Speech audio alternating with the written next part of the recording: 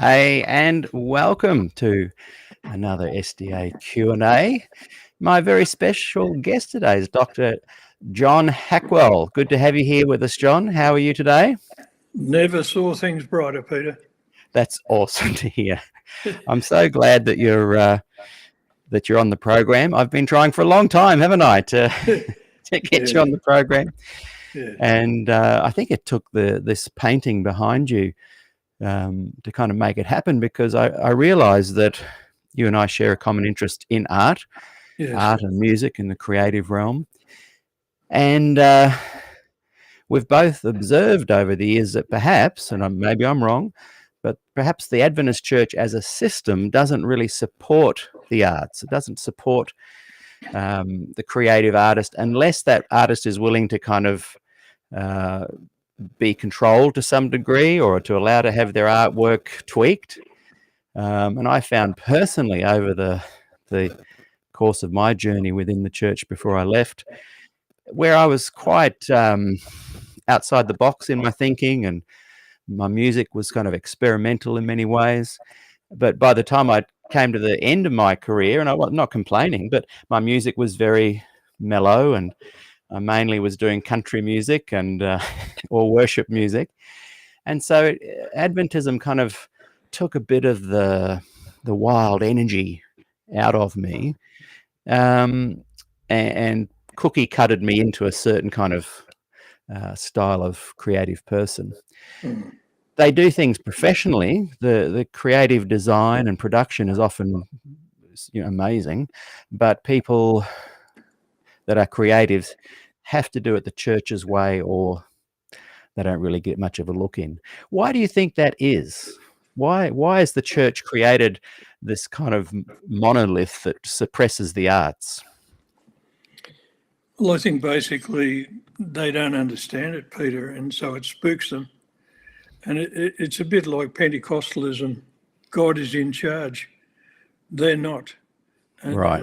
A creative person has a direct connection to something that they just can't control. Right. So it's all about control. Yeah. Well, yeah, I think so. Yeah. I remember when I was about, I must have been 11, Jimi Hendrix had already died, but there was a documentary on TV about his live performance at Berkeley. And I'd never seen anything like it. He was playing his guitar with his teeth, and he had a whammy bar, and he was bending the strings low, and he'd push the guitar into the amplifier, and it'd go and feedback. And I was this little 11-year-old going, this is amazing. Yeah. But I soon learnt that kind of expression was often seen as evil. And again, do you think is that because of the control element? Well, I think it's when you don't understand something, you fear it. You're scared of it.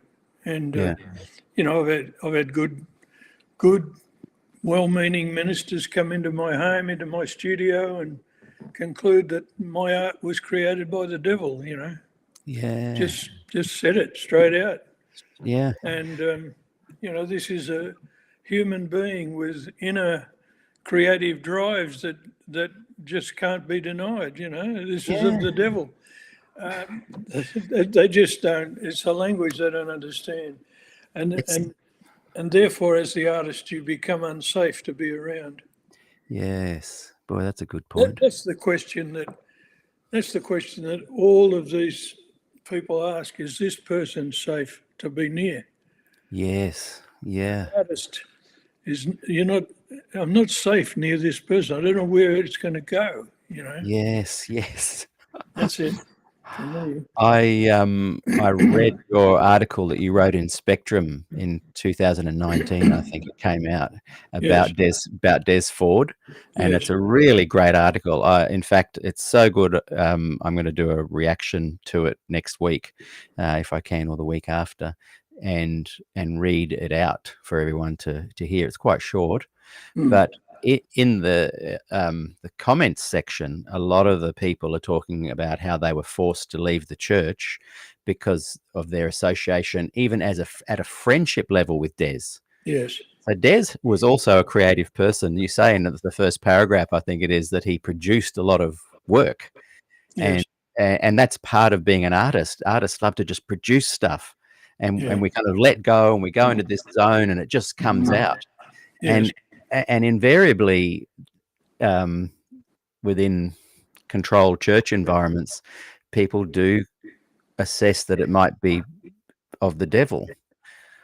And I know that people have said about Des that one lady was, the Adventist minister was brought in to do an exorcism, and he claimed that she was demon possessed by the same devil that possessed Des, or something. Oh, okay. Yeah. And so it's interesting that people don't want to associate with the artist that might create some kind of controversy. That's interesting to dig a bit deeper into that, because your legacy, or your collection of your own personal art, is some absolutely beautiful pieces of art, and you've got some in the background there. That one that's it's got the snake going through it. Yes. Before I could see the full picture, and it's just incredible artwork, up there with Brett Whiteley. Is it Whiteley or Whitley? Whiteley. Brett Whiteley, isn't it? And so here you are producing this beautiful artwork over decades and decades. And recently you produced the Ellen G. White one that's just behind you there. And the uproar because of some of the words, and you're attacking Ellen, and it's like, oh, okay, forget all that other good stuff. This man is an abomination. Someone even said that painting right behind you there is an example of hate speech. Yeah. So tell me a little bit about your thoughts about that kind of concept, where you can produce all this amazing stuff, get accolades, but you do one thing and all of a sudden that you're turned on. Oh, I haven't thought about that, Peter.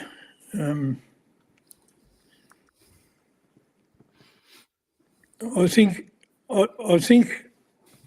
if we're specific about this painting, first of all, let me say that it's a painting I did for non-Adventists. Like, there's nothing on it to say that it's Seventh-day Adventism, except that they recognise their icon. It is not a person. This image has become an icon. And what I'm doing for them is destroying their icon. Yeah. But if you sit this in a gallery and the public walk in, what is this? It's just a 19th century image. They're clearly a 19th century image, and they understand that sects and cults have these leaders from the 19th century that, and they don't associate it with Adventism, but Adventists, would see it as an attack on their icon. Yes. What I've discovered in doing these interviews, and I'm up to over 300, I think, is that Ellen White is the heart, the pumping machine of Adventism, and that even the most liberal progressive, 99% of them, get their hackles up if she's criticised. Is that because their identity I thought the conservatives would, but I thought the liberal progressives wouldn't. but for example, with your painting, Yeah. the audience that the liberal progressives were the most upset about it. Mm. Help me understand that. Well, for a start, they've got no sense of humour. You know, they take themselves so seriously. You know, we've got to learn to take ourselves less seriously. You know, it's just paint on a canvas, and you see, Lutherans are quite comfortable with the fact that they're quite open with the fact that Luther hated Jews. That doesn't destroy their acknowledgement of Luther and his achievements. He wrote a book on it. Yeah, well, you know, the SDAs, they're good people, they're beautiful people, honest, decent people, and I owe the best part of my life to some great people who backed me in and helped me. But the problem is that they're not willing to look behind the icon. You know, it's sacred, and you know, all this is really doing is you know, exposing a truth, if you like. People don't want to hear. So, yeah, why is it so precious? Well, I guess, Peter, if you destroy it, the religion's gone. They're left with nothing. Yeah. That's the problem. You know, if it all hinges on that, they have to fight it to the death. This is something that really hit me this morning. That when I did my series on Des Ford, Glacier View retrospective, we had about 86 interviews. Yes. The liberal progressives were super supportive of that. Yes. They loved that I was finally giving him a voice to correct some of the suppression. Yes. But this is another thing I'm trying to work out on the fly. But that same group that loved my support of Des Ford have been saying to me this week, because of your painting and me having you on the program, that you know, you've lost yourself some support there now, Pete. You know, we're going to leave the platform. You know, you're not making any friends by doing this. And I'm thinking, these are the very people that were pleased about the Des Ford support. Why are they so upset about this sacred cow being challenged? Well, this, of course, was not what I've put up here in a pictorial sense. Is not Des's position. You know, that's true. Yeah, that's true. Des was very, you know, he was, as far as I was concerned, he was trying to give Ellen White her pen back. You know, and he wasn't an iconoclast. Yes. So, you know, we've crossed the line. You've crossed the line, Peter, with your backers. Yes, that's right. By getting the evil John Hackwell on my show. But this doesn't mean that you support this position. You're just taking a look at it. They're scared to even take a look at it. To look at it, yeah.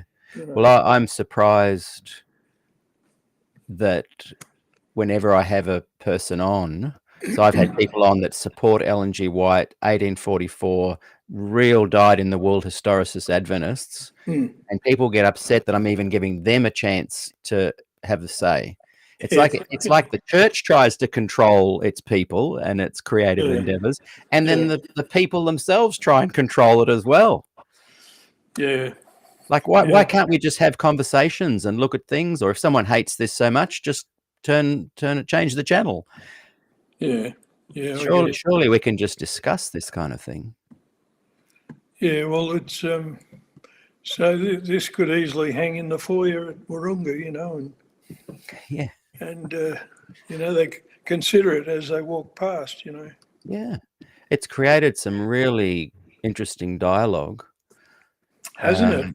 Yeah. Man, I've seen it. I've You know, seen it on you know the Facebook. Gone you know off the on a grand tangent. yes, you know the first thing I thought when I saw it, because I just saw it at a distance. I could, like people can see in the background now. I didn't read anything. Yes. I just loved the balance of the art, the color, Thanks. the Yeah. proportion. It just Brilliant. grabbed me, and I Yes. straight away wrote to you, "This, I love it. This is amazing." Yeah. And then I read it, and I thought, "Boy, that's provocative." Yes. But then, with a lot of the criticism being reflected via me, I would say to people, "Oh, I've just forgotten my train of thought." This is someone's opinion. Surely you can just have a conversation about it. Like, Yeah. but people are so scared to kind of have Ellen White criticized in any way that, like you say, they kind of want to distance themselves from the artist. Yeah. Yeah. Well, I was preparing to enter into the Sulman. I was thinking I'll put a painting in the Sulman, and I went in and I looked at what the categories were, and if you're doing a subject painting for the Sulman, religion is a category, and I thought, oh, it's interesting. So I went into the 2023 finalists and 22 and back further to all the winners, and I found, hang on, there's nothing in there about I haven't seen a painting with the subject religion. Oh, And I thought, well, I know a subject in religion, and I'll have a crack at this. You see, so I created this painting, and one person, she same as you, she looked at it and she said, "Oh, I like the painting." And then I went in close and she said, "I felt like I was stabbed to death. Like I felt I was stabbed in the chest." an Adventist person. Yep. And I said, "Well, that's fantastic, because Yeah. that's exactly what happened to me 40 years ago when I was idolising this person as an uneducated ignoramus, and I walked in and discovered all these things that were being closeted away from the members, and it struck me like a dagger and to my chest. And so that's the painting. Wow. That's the painting. That's what it's about. It's about feeling. Yes. And yeah. I put a mask, a bloodless mask on one side of the face, Yeah. getting close to a Phantom of the Opera kind of Yes. mask. The Yeah. other side's cold. Yeah. Somebody said this was evil. I said, look, if I'd have put a papal mitre on her head and a pipe in her mouth and got all her earrings out and her jewellery out, and of course her rum bottle, and stuck that in her hand, that would have been, that would have been evil. That really would have been evil. I know what I was going to say before. Yeah.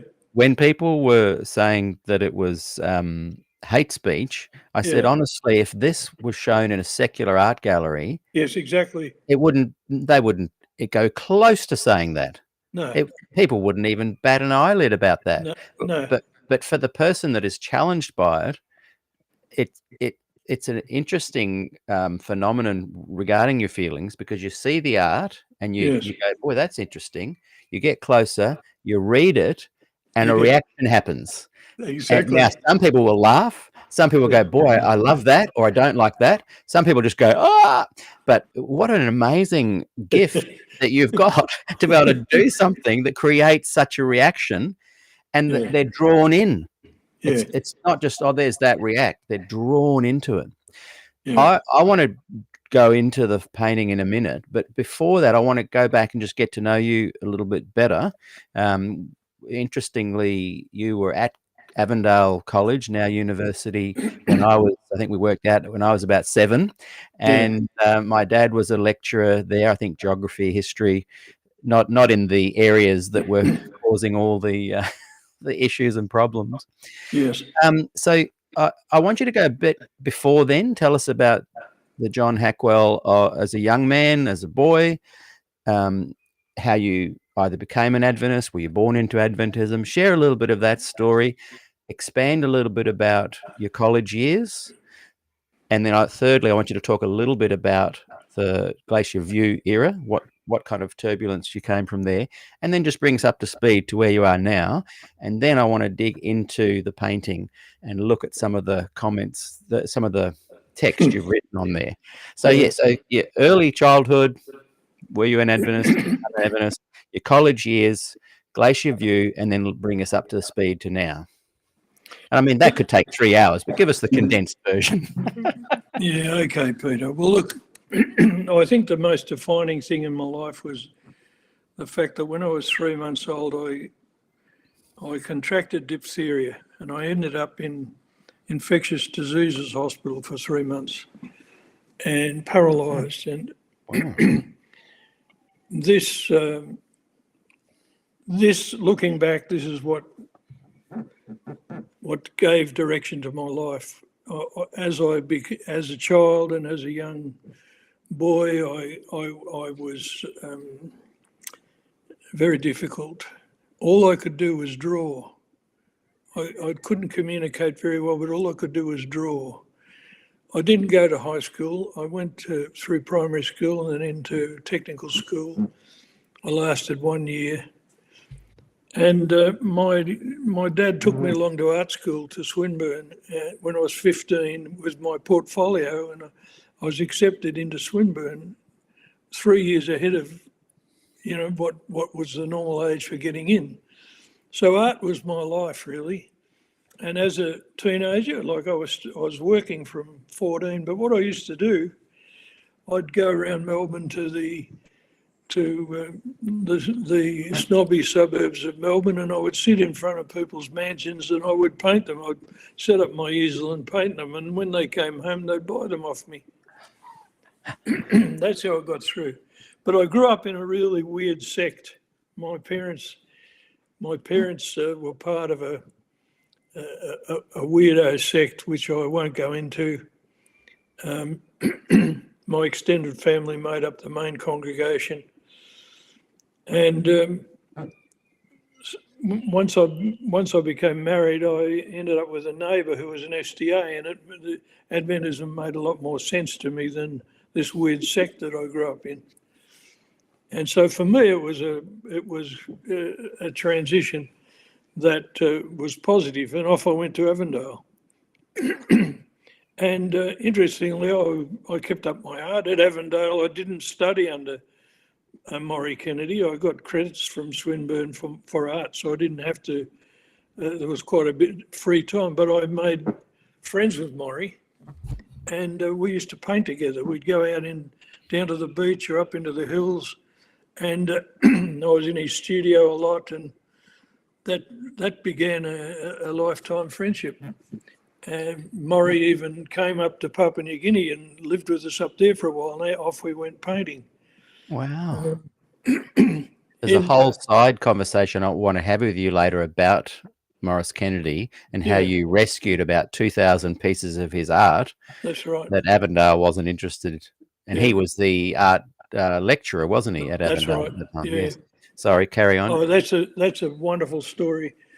But anyway, I became interested I continued my painting, and early in the ministry, I started painting scenes of the Middle East, of the Bible lands.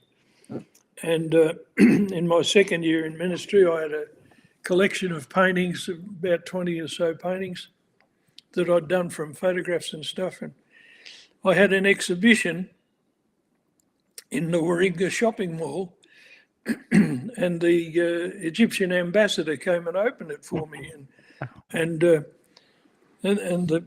conference president and all the heavies came out to see what Hackwell was doing, and they walked inside, and you could tell, the ushers handed them a champagne, and they didn't know what to do with it, and there was no sort of lectern and all this. People were just walking around looking at paintings, And this was my public outreach, just sharing my stories through my art. And anyway, at the conclusion of this, I introduced the ambassador to my corporate management, and the ambassador, without saying anything to me, he says to them, we're going to take this young man over to Egypt, and we're going to give him a fully expenses paid time over there, artist in residence, to paint the sites in Egypt.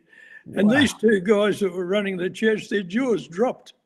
You know, they didn't smile; their jaws dropped. Yeah. Anyway. See, that's an example of you doing your creative output and people responding to it in a positive way that never happens in the church. Exactly. And how sad is that? Like hundreds and hundreds and hundreds of Adventist creatives are either suppressed, sidelined, marginalized, leave. The church could be this rich, incredible, abundant, blossoming kind of institution. Anyway, sorry, I'm interrupting, but it's relating to what you're saying there. That week they called me into the office, and I go into the office and I sit down beside these two guys. I said, look, we won't permit you to go to Egypt for this. Wow. I said, what's the problem? They said, you can't accept gifts from Philistines. Wow.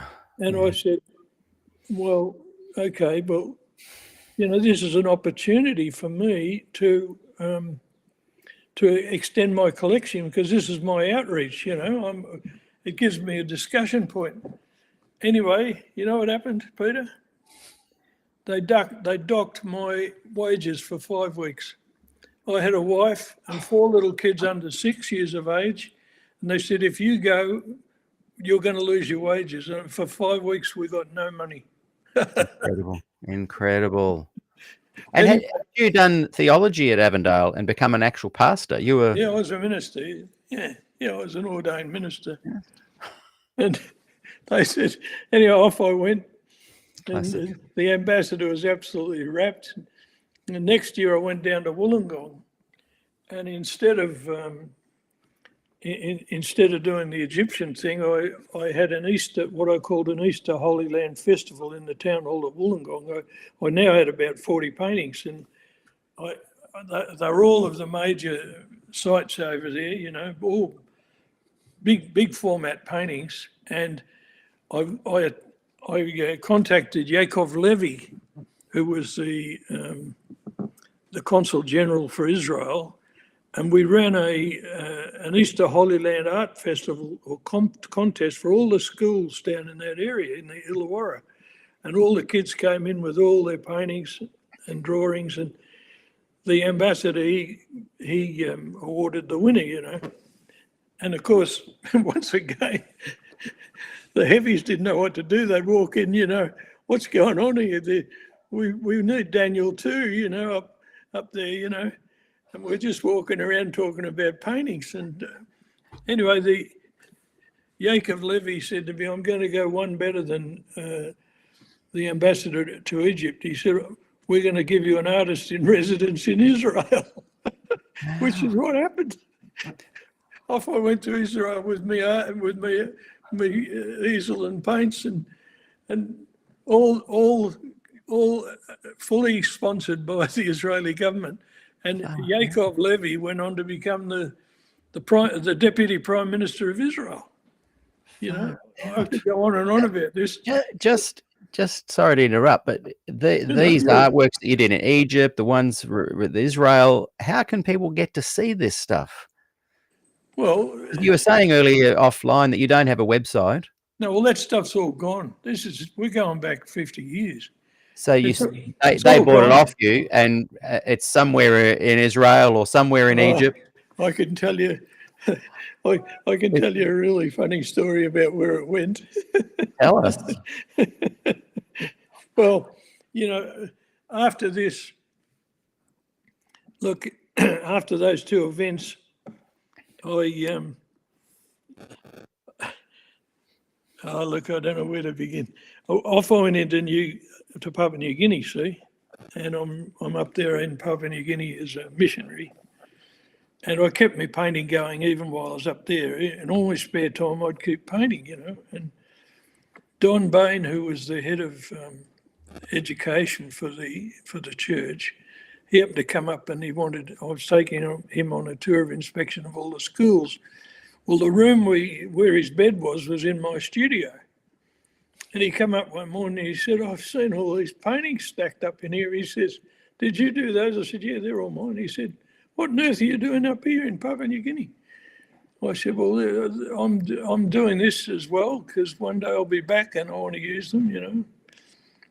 And he said to me, he said, I've just got permission to select a student, select a minister to go to America to do postgraduate study. He said, I want to send you. So off I went and to study art, you see.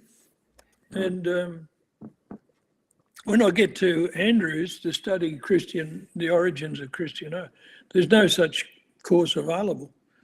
So I did archaeology. But to come to your question about the paintings, when I come back from America, I went to New Zealand. And look, there were some people that were really, Peter, I have to say that there were people who were really supportive of me. I know what we've just said about, you know, people not safe around art and artists and so on. There were people in positions in the church that backed me in. And I owe it all to these 2 or 3 people who actually backed me in. And they actually, I mean, when I went to Dunedin, they gave me $60,000 to run this, to put my paintings in a gallery and run this thing over there. This was big back then. Oh, huge. It was huge. I mean, there's plenty of grassroots support and plenty of people at levels within the church that love art and want to support the Adventist artist. Yes. I guess what I'm saying earlier was more systemically. I know, yes, organisationally. Yeah.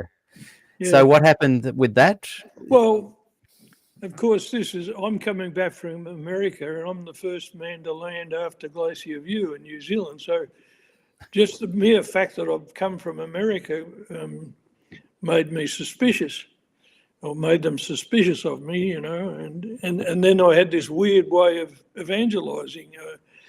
I'd created this gallery and I had, you know, all these paintings around, and people, you know, the conference president had come down to see how the program's going, and you know, walk inside and they didn't know what to do, you know, like people are just standing around looking at paintings. So where's the preaching, you know? Where's the proselytizing? Anyway, it was down there that things blew up for me, and it was down there in Dunedin when I actually took leave. I wanted to go back to America, and I took a whole heap of paintings to the tip. Oh. Because we were going back to America. I took these paintings to the tip. And I got a phone call from a guy. I got a phone call from this guy. He says, look, I'm at the tip in Dunedin. He said, I found all these fabulous paintings. He said, are you the artist? I said, yes. He said, are there any more of these? I love it. You know, I want them. I said, well, there's a stack still in the gallery. You know, the View Street Gallery. I said, there's a stack still in the gallery. I said, you can have them if you go and get them, you know. But I said, you must do one thing for me. You've got to play a trick on the guy who'll take you through it, you know. Like the guy with the keys to the gallery was a arch conservative bloke who'd been sent in Dunedin to unseat me, you see. And he knew nothing about art. He wouldn't know a thing about art. Anyway, so when you go to ring this guy up, I didn't tell him he was a minister of religion. I said, ring the curator up to the gallery and tell him you've bought the Hackwell collection. He said, yeah. And I said, he'll help you down the stairs with them into the car. I said, he'll help you carry them down. I said, what I want you to do is, as you're coming down the stairs, I want you to stop and really rouse on him and tell him to carry them properly because they're Hackwells. And that's what happened.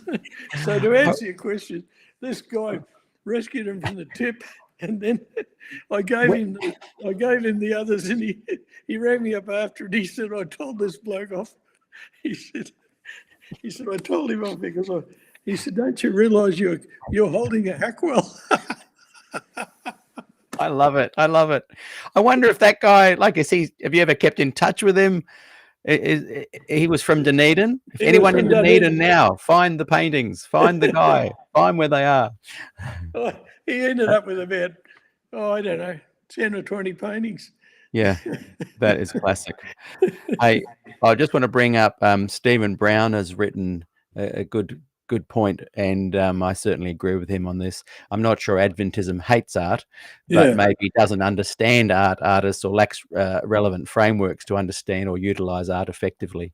And artists also struggle deeply with criticism. But I think the artist that becomes professional overcomes that kind of struggle with criticism. I tend to be water off a duck's back. I think the more you, I think more so, it becomes Peter. your job. Yeah, I think so, Peter. And thanks, Stephen, for that comment. I appreciate it. And I think we also just highlighted, we see it as Adventism as an organization. It doesn't, cultivate the artist, I guess. I wrote a fairly provocative title. What was it? Adventism hates art, but with a question mark. Yeah.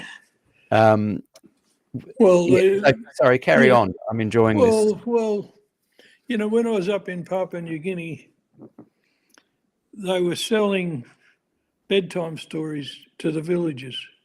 These are the American book that was produced in the 1930s. They're trotting it around Papua New Guinea, believing in this thing. Nobody could read or understand it. All American illustrations. And I happened to meet the head of the publishing.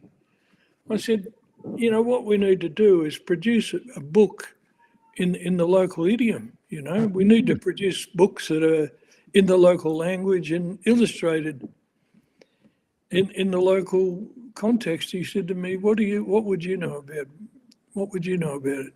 That was his answer. What have you done in this area? What would you know? Yeah. How stupid was that? Yeah. It's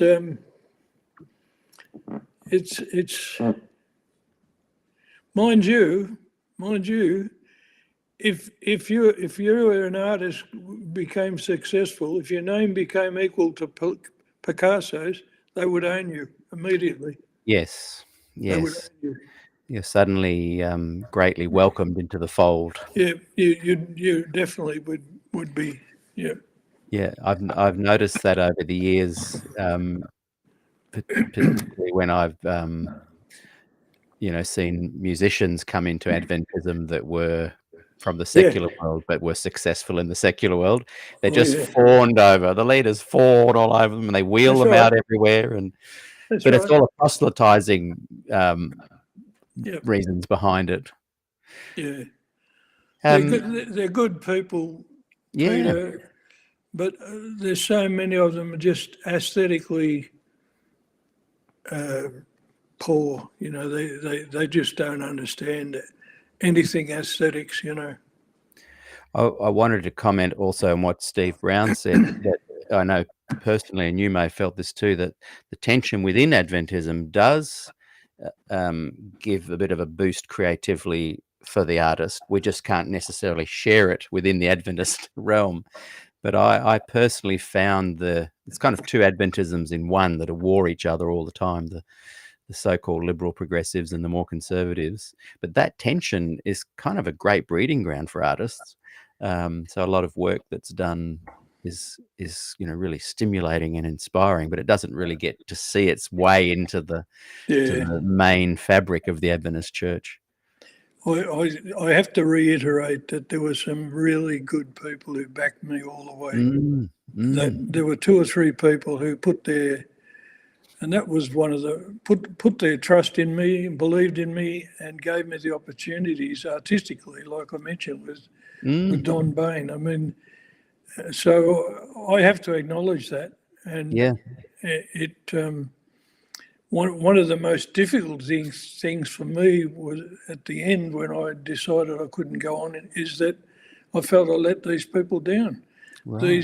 These key people who had put everything in front of me to give me a chance to pursue my creativity because they felt it was, it was right for the time and everything. They felt they backed me in. So in a sense, I that's the one sad thing for me is I felt I let those few people down, but I couldn't go on. Yeah. Yeah. Chat with us a little bit about Glacier View and what your thoughts were.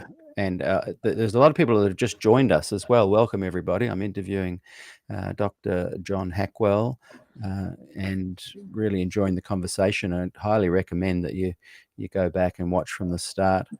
There's some good stories being told. And yeah, and so yeah, just share us a little bit. Oh yeah, and I was just going to say about the Spectrum article you wrote in 2019. Brilliant. Yes. I just love how you've written about Des in that. Share with us a little bit about had you known Des, Glacier View, and I'm not banging on about Glacier View or Des Ford, but it's just it's an interesting kind of clash where Adventism could have gone one way or the other, and it chose to go the more conservative, traditional path. And Ellen White, in many ways, was elevated even higher. But yeah, did you know Des? And what are your thoughts on Glacier View and the post Glacier View, where people even associated, if they knew Des as a friend, they were kind of challenged or kicked out or suppressed or marginalised? Yeah, well, as a student, of course, I studied under Des at Avondale, and he breathed life into my dream, and he gave me everything, motivation to continue. I admired him in every sense of the word. When Glacier View came around, remember, I was no scholar. I'm no theologian, no scholar. I was just an ordinary guy going over there to advance my art, and as part of my time there, I met quite a few Australian students that were studying postgraduate studies over there. They were academics, all of this to them was just an academic exercise, and they suggested I go into the vault in the White Estate, go down into the vault and read some of the Ellen White stuff, What year was this? This was Glacier View year, the same year, 1980. Wow. 1980, yeah. I was just before Glacier View. Yeah, that's right. I was there when Des came to Andrews, and wow. I was right there in the thick of all the excitement for the Australians, So were you there on the October 27, 1979 Yes. meeting? Yes. Yeah, I was there. Wow. Anyway, I went down into the bowels of this thing. I thought, well, I'm not going to leave my decisions to what I'm hearing. I'm just going to go down there and see what I can do. And this was just extracurricular stuff. For a year, I went down early in the morning, very early in the morning. I went down and opened these folders, and it was like being pierced through the heart. All these folders of stuff that had been squirreled away, and letters between leaders, trying to explain it all away, and wow, and I just went into a state of shock, and I didn't have the resources to cope with this. I was no academic. It just blew me away. And of course, then when Glacier View happened, and the way the church treated Des, I found that I just couldn't stay on the payroll with this. I just couldn't continue. I just couldn't continue with this. It was just so wrong, and it was a terrible experience because I'd been funded, fully sponsored by the church to go there, I had to amortise this. I had to give them 5 years more service to pay for all this, Like my wife and 4 children all going through the university school over there and all fully funded. I wasn't one of these students slaving away, with my wife working in the supermarket to pay the fees. I was fully funded. The first field minister in Australasia to have such an experience. Yeah. I was the first one. And so Glacier View just wiped me out, really. Wiped me out. And but worse than that, what happened as you asked the question, what followed that? What followed was even worse for me. Seeing young ministers being hounded.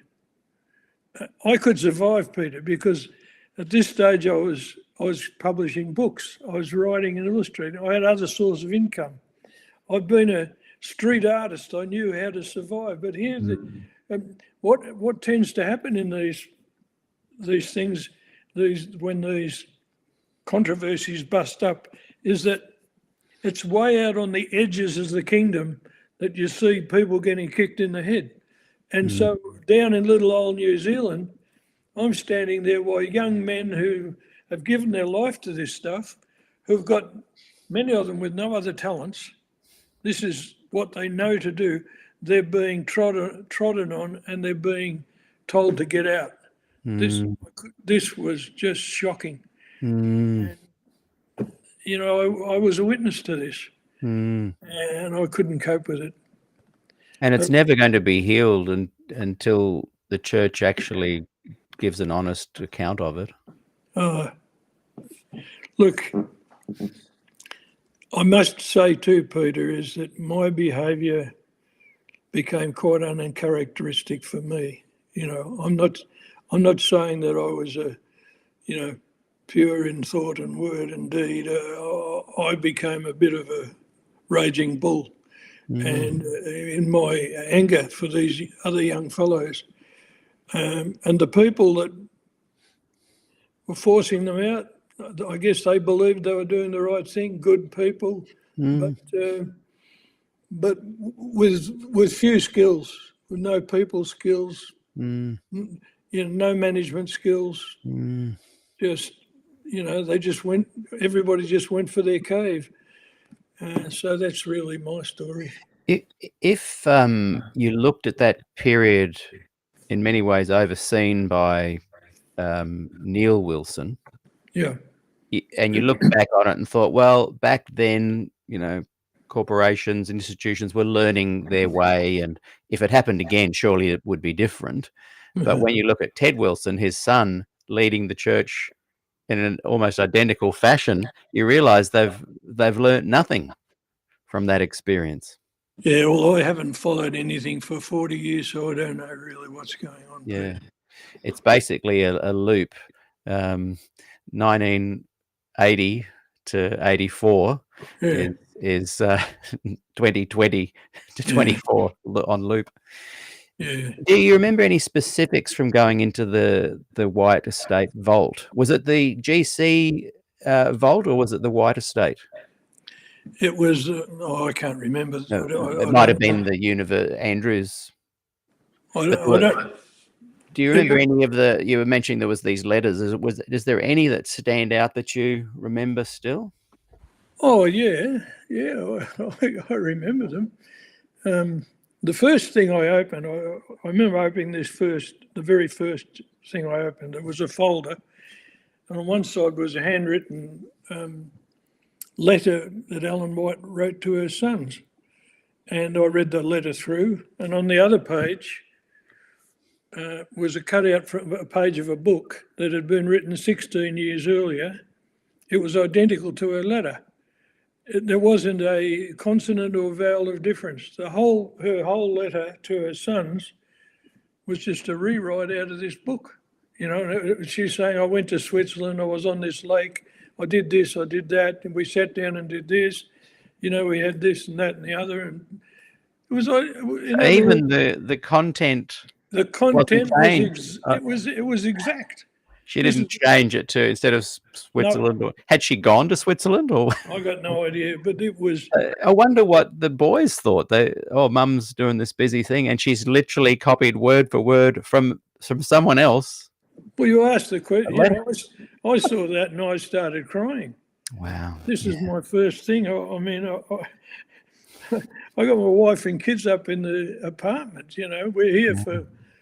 We're here to study, to go through with this, and I read this and I think, my goodness, she's done a number on her kids. Where do we go from here? So then, wow, I opened. The one that really struck me, and I'm only going from memory here, Peter, but it's clear what it was. She produced this book. I forgot what it was called. So on one side, you got this book. It's got a title. It's full of illustrations, etc. And it's some theological book. On the other side, they've got the book that she milked this from, even the illustrations. It's the identical illustrations, the title, everything.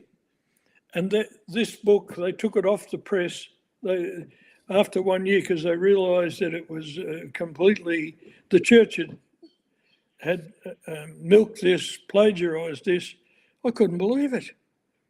Wow. This book doesn't get a mention today, but an entire book, illustrations of every single thing, even the typeface was all the same. It wasn't the Connie Bear and House and Paul one, was it? No, that was another one. That was another one.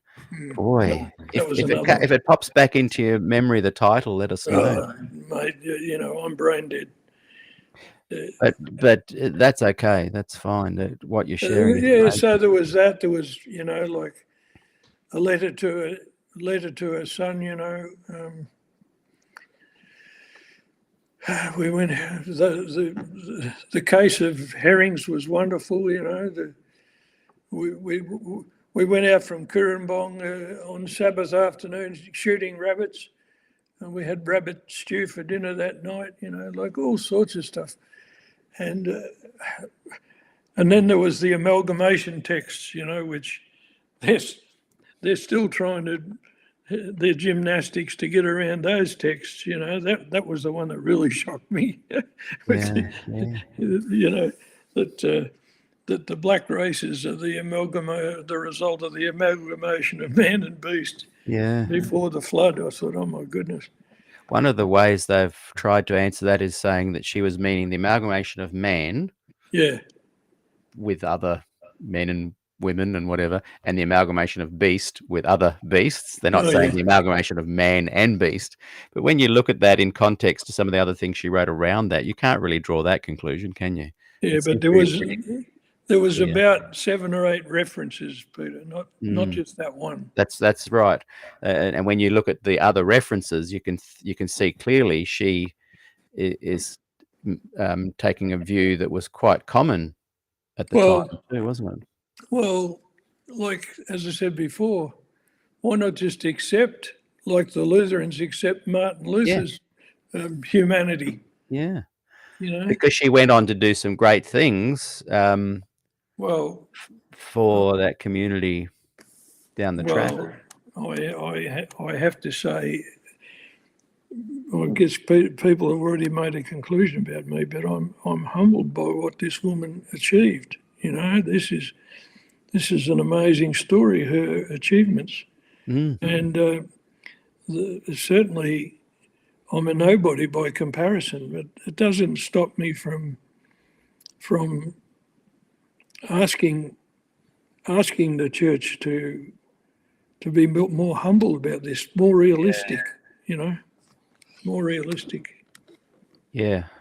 It's interesting the Mormons are going that way, where they're looking at the realistic view of how Joseph Smith operated and how he fits into the scheme of things. That's right. As you said, with Luther, he wrote a book, about the what is it? European. I can't remember the title of it, but it's definitely the about the Jewish problem.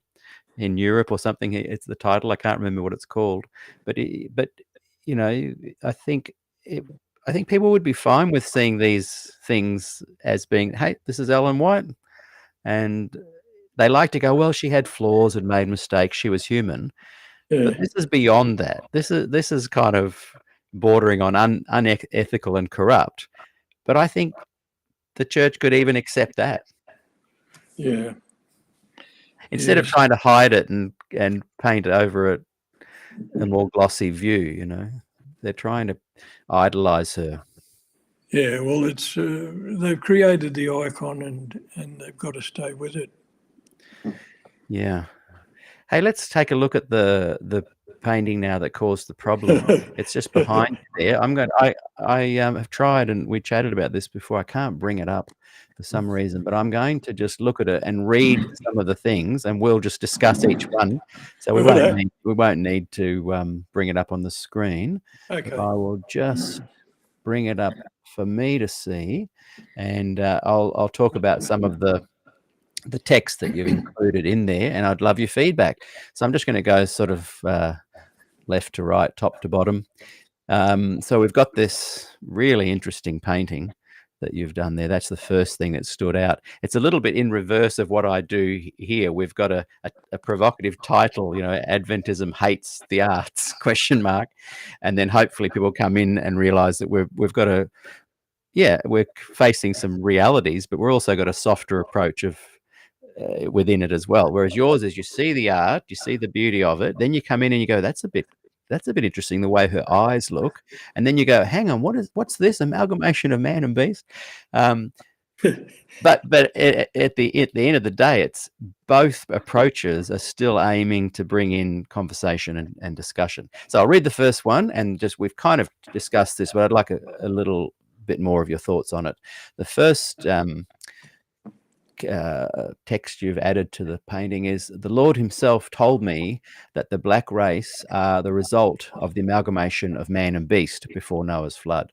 And the key there is not necessarily that she got it wrong, but the Lord himself told me that. Yes. What are your thoughts on, to me, most of the problems with accepting some of these things as being just flaws or human frailties is the claim that God himself told her all this sort of stuff. Yeah, well, I think that's the key, isn't it? That, you know, I think the church would accept all of this if it hadn't been for that, you know, if it hadn't been for the fact that on everything she claimed, you know, to have had this contact with God himself, and that's what brings it all down, you know. Otherwise, you could just take it that she was a child of her time, you know, like Martin Luther. Yeah. But they can't. Because he made this claim, you see. See, and Martin Luther didn't say, God told me to tell you that the Jews in Europe are evil. No. Okay,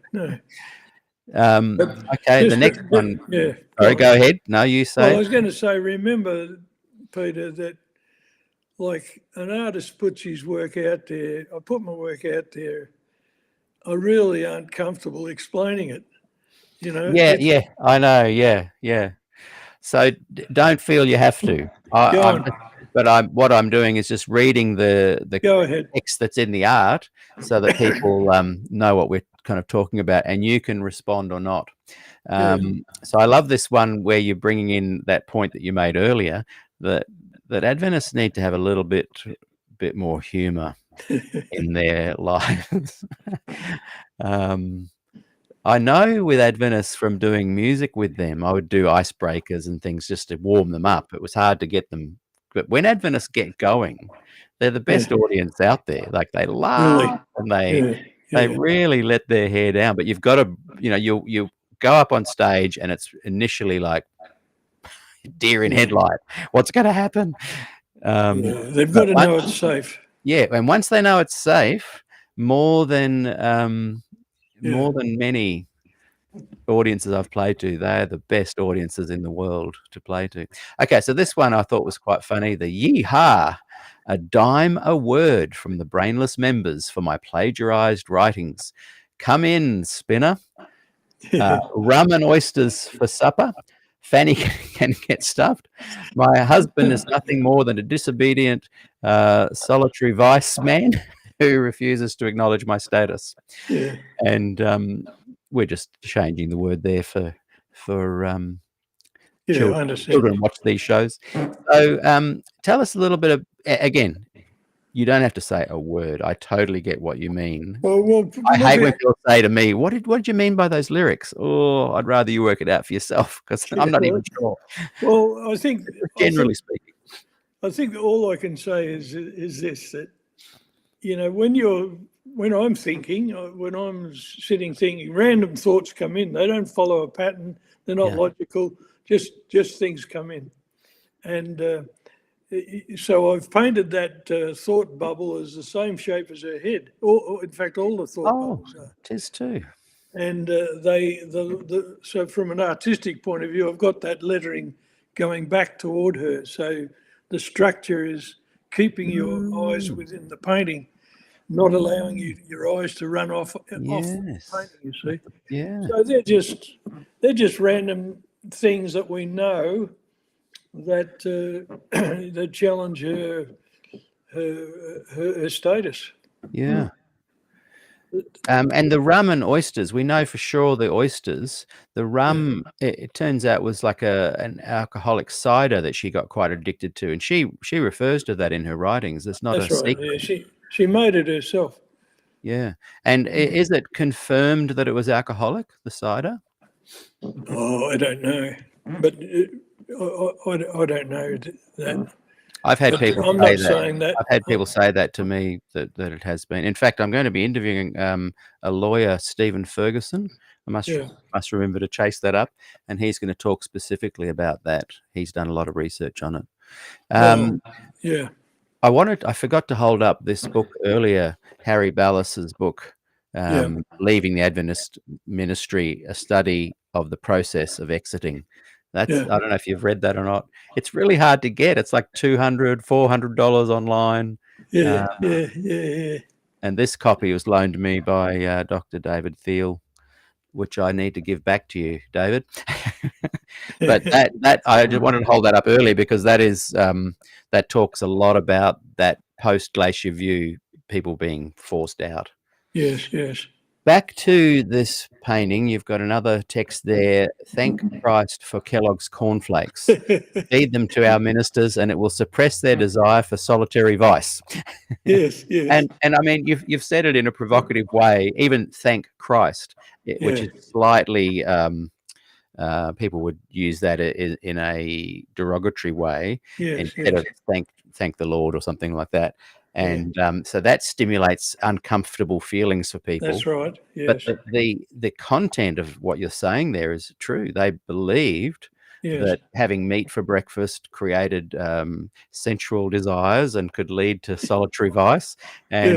And of course, that's all inaccurate, but as in the science behind it. But they believed that, and that's why cornflakes were invented to create a meal that reduced sexual desire. That's right. And you'll notice that I've given the arm of the settee a little tweak. Yes, I've noticed that actually as well. I noticed that for the first time. Now, the book she's got there, My 2000 Rum-Fueled Visions. And again, that has caused a big, that's been provocative for a lot of people, because you're asserting it was definitely rum and alcoholic, but you're also being funny and playful with that too. Another one on the top there, in the name of the Father and of the Son, and into the hole she goes. Well, I've actually changed that. That was the one I wanted to be really humorous, and I've changed that on the painting behind us. It's in the name of the Father and of the Son, and into the hole we go. Ah, right. Just to take the sting out of it a bit. Yes. It was sort of getting, to me, it was sort of getting toward mockery. Yeah. And I just wanted, tending toward mockery, I just wanted to have a laugh, for all of us to have a laugh, that really none of us are going to get out of here alive. No Yeah. matter Yeah. what Yeah. they believe, none of it makes it true. Yeah. 70 or 80 years or 90 years is an appropriate time to get things done. Yeah. If we're going to have billions of years together, Peter, we wouldn't bother setting up an interview. Say that again. If we're going to have billions of years together in heaven, we wouldn't bother doing anything. Yeah. Put Yeah. off everything. Yeah. 70, 80, 90 years is quite appropriate. Yes. And the last one there, LGBTQIs are banned from her mob, but Yeah. not millions of dollars in government grants. Yes. So they get government grants. Massive. Massive, really? Tell us a bit more about that. Well, they get massive government grants for the Pacific Islands to run the Right. education and the Right. and the nursing, and they get government grants for all sorts of things. I'm just in that. Well, I'm just trying to bring it right up to date. You know, bring the painting right into the present. Yeah.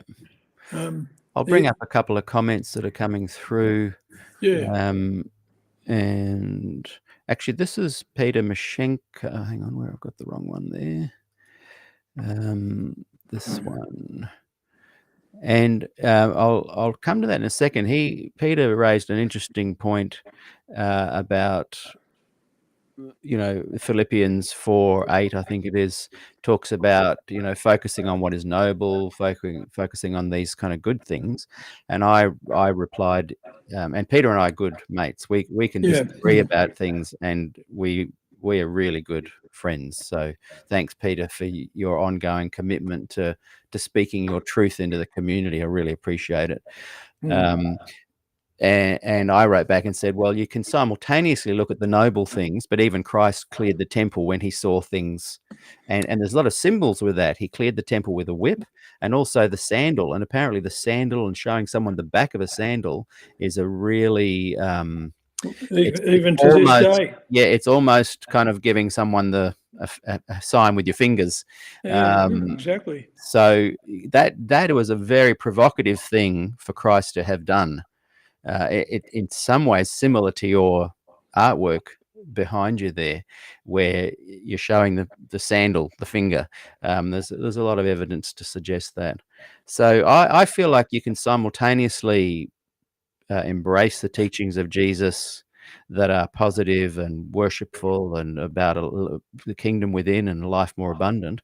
But you can also go, hey, we are allowed to speak against the Pharisees, and we can even raise our sandal to them. So that was kind of my reply to Peter's online comment about Philippians. Whatsoever is noble, whatsoever, etc. So he's written here, I feel you should challenge John on why he is writing things he has just admitted he doesn't know are true or not, the rum alcoholic cider. What are your thoughts on that? Well, my thoughts are it's a painting. It's, I like Picasso's word here, all art is a lie to point to the truth. It's not important to me whether it's fiction or true. It doesn't matter to me. I'm trying to point toward a truth, and if the painting stands on or falls on what people believe happened historically, that's fine. They can believe that. Well, interesting that Ellen White, if you view her creative output, was incredible, and books like Desire of Ages, Steps to Christ point to a truth, but they are also largely borrowed. Yeah. So there's an element of fiction in there. God told me this, and I'm using this over here, and I'm collating this, and I've got other secretaries who are helping make it sound pretty. There's an element of creative license in there, but some can claim that she's also pointing to the truth. And one thing I like about these conversations with you and with Peter being able to express what he feels is that it's not hiding this conversation. It's allowing us to, hey, well, let's explore it. Let's have that conversation. I'll just show you a quick thing. I'm working on a program with Arthur Klim, and we're going to be talking about the Fred Veltman 8-year study that the church paid for on Desire of Ages, and they only did 15 chapters. But the results, and you'll know about the study, I'm sure, the results are shocking in that they really show the fiction of Ellen White. Yeah. The science fiction, even with the with a lot of the borrowing she did there, and yet when the church reported on those findings, they dedicated one paragraph to it, and I'll just quickly read it. It's from the book by Jerry Gladson. He originally had a book called A Theologian's Journey by Jerry Gladson, but he retitled it Coming Out of Adventism, or something a bit more provocative. Again, an artistic kind of thing to do. But this paragraph that to me highlights what we're saying. I would rather see open dialogue. John might be wrong. I might be wrong. Peter Mashenko might be right. But we're talking about it. And I know with the example of Peter, he and I can go and break bread and have lunch in a cafe and enjoy each other's friendship. But this is how the church approaches it. They try and shut it down. This is their paragraph answer to the 8-year study. The 8-year study of Ellen G. White's possible borrowing of materials from other writings for her book, The Desire of Ages, ended this year with researcher Fred Veltman concluding that her book does contain some ideas and phrasing similar to those of other writers, but that it is independent of verbatim borrowing. Yeah. And hey, Peter, one thing we should just point out here. I haven't said it's alcoholic rum. It's a silly question.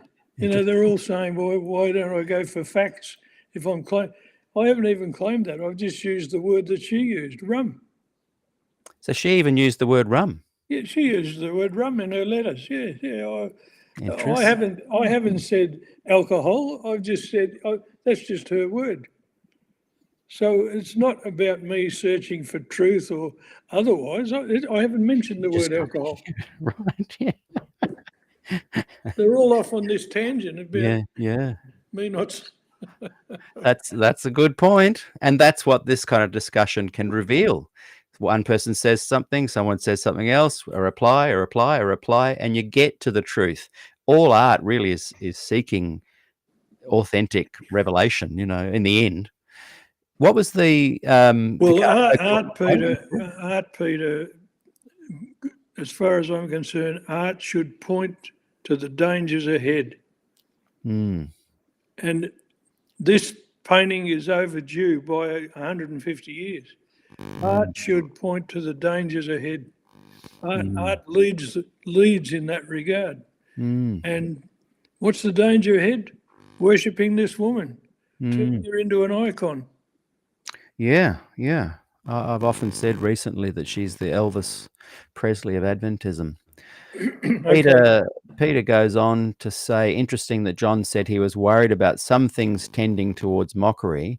I would say that virtually all the text is mockery. And then he's added, prove me wrong.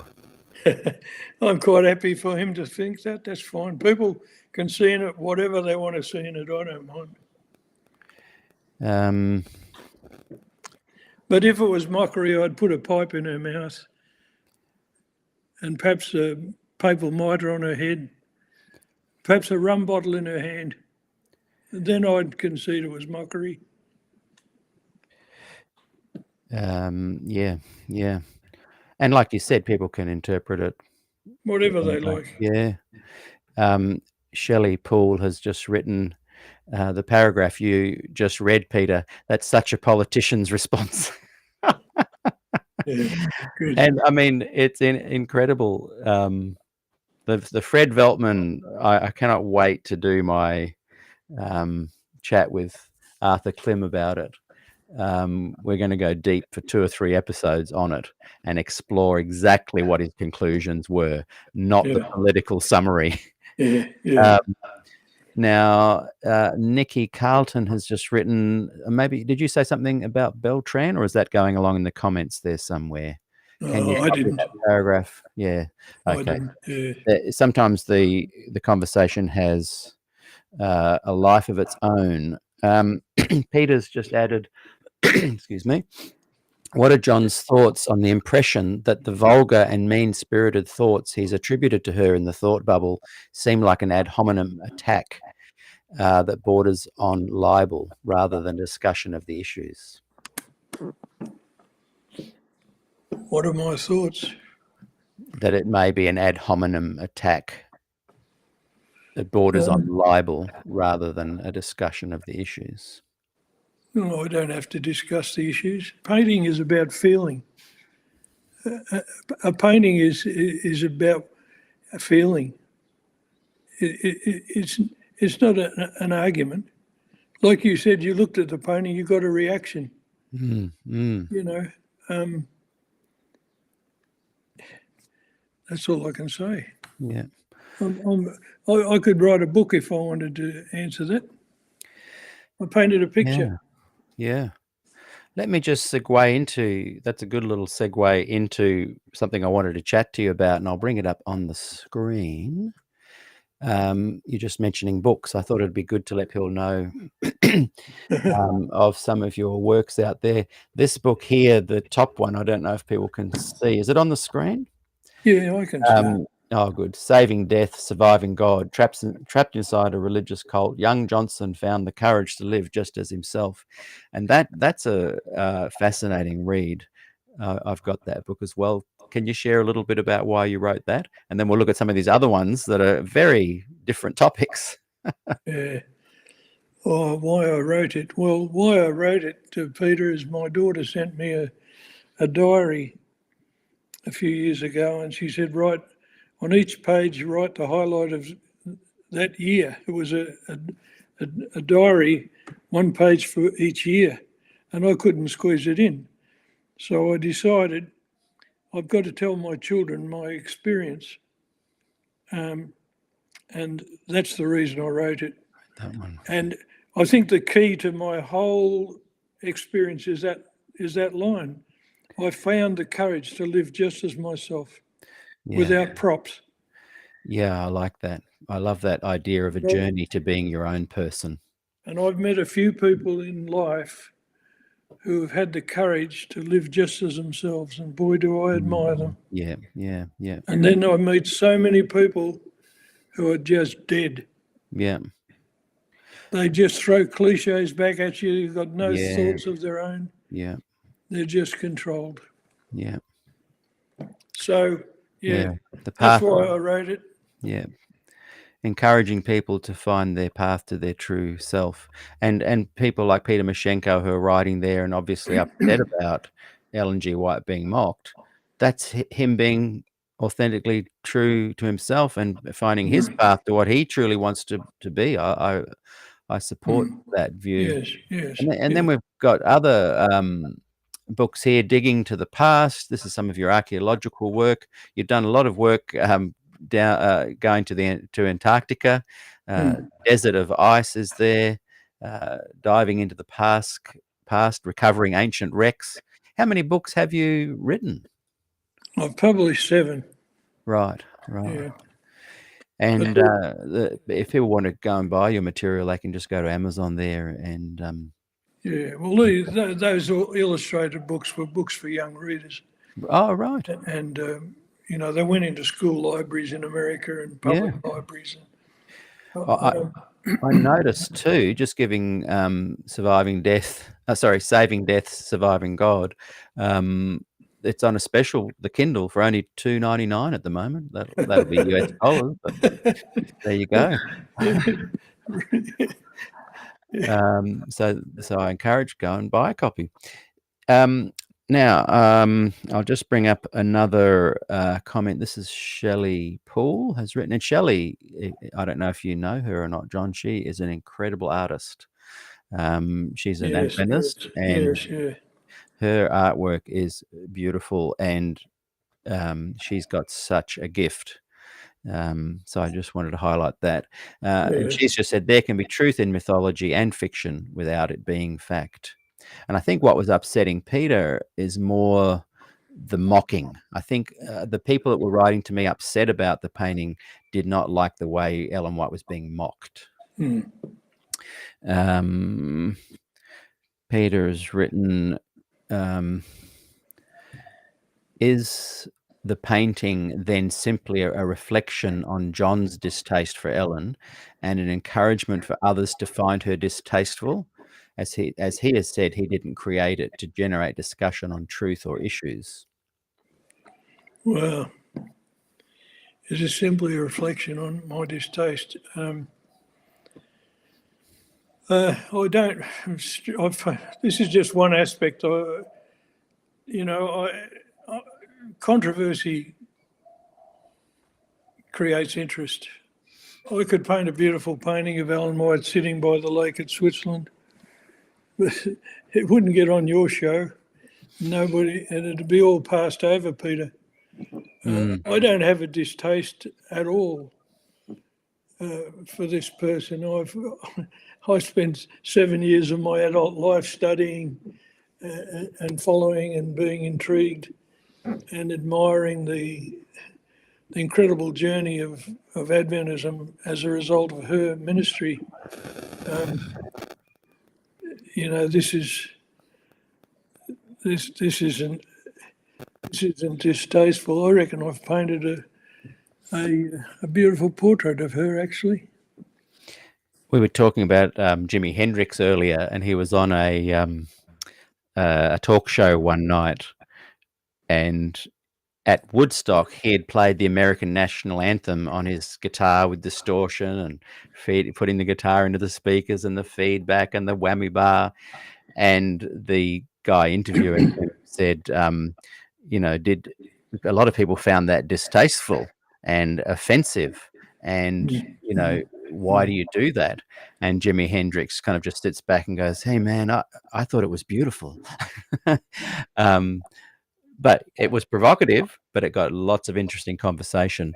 I'll bring up, sorry? Well, Peter, essentially, apart from the column down the right-hand side and along the bottom, I've either quoted or paraphrased their own words. I don't see how I'm mocking somebody. I've paraphrased or quoted her own words. That's what's written up there. Yeah. Hang on. Shelley has written, this conversation is inspiring me to search harder for primary sources. And you're kind of sharing too good on you, Shelley. And you were talking there that you actually walked into the vault of actual primary sources, and that devastated you. And Nikki Carlton has written, it's devastating to realize the person you admire, hold up, is a facade, is a lie, and others have protected that lie, are people you also admire. And I guess, the Peter Mashenko is a lot younger than me and yourself. The devastation of realizing this person that you had literally held up on a pedestal, when that is shaken, I remember starting to read The White Lie. I had to put it down. I could not read it for maybe 6 years after. Yeah. Because it just devastated me. And so part of your art there is a reflection of that feeling that you had back then. And artists shouldn't really have to do what I'm making you do today, where you're kind of explaining and analyzing it. But for the sake of this conversation, it's really helpful. The thing, Peter, too, is that how do you go to these people who you've admired? I remember I took copies of a lot of that stuff out of that vault, and I remember taking it to one person I admired and showing it to him. He told me basically that it was all false, that the devil had planted it there to deceive me. I couldn't, and I still haven't been able to go to these key people who I loved and admired and back me up. I haven't got the heart to tell them. Yeah. To go up and say, sorry, guys, I let you down for this reason. They can't cope with it because they haven't seen it. They don't believe it. They still worship the icon. Yeah. Go on. Just bringing up this is interesting because it relates to clickbait, which is kind of a more current term. Picasso, was he offering clickbait by just getting people to kind of come in and talk about the topic?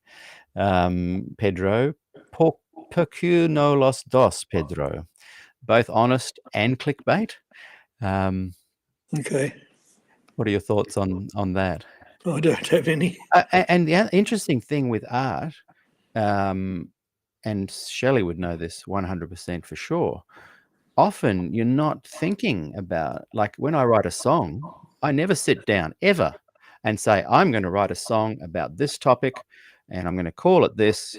And now I go at it from a mathematical perspective. Now, music is maths, art is maths, exactly, geometry and everything like that. But the approach is never to go, oh, I'm going to put something up that's clickbait. Even my title today, Adventism Hates Art. I'm just going, well, do they? It just popped into my head, put it out there, see what happens. So I certainly don't advocate the clickbait notion. But I also highlight that artists often are just in the flow, putting it out there, and that scares people. That's why people call them of the devil, because you are just entering into this flow, and what comes out comes out. Yeah, that's exactly right. And you may change your thinking 5 minutes later. It's just, you're dead right. It just comes out. And now Shelley's just clarified a bit of that. Hang on, I'll just bring that up. She's gone, LOL, Pedro. I meant an honest reflection on John's lived experience within Adventism, his response to the facts, the myths, and the sense of betrayal, plus a double-edged sarcasm and clickbait to provoke discussion. Yeah, good. Thanks for adding to your thoughts there, Shelley. Thank you. Peter has written, I won't bring it up onto the screen, but he has written, come now. She didn't call her husband a solitary vice activity person, or the church members brain dead. Well, fair enough. As I said, I've just paraphrased.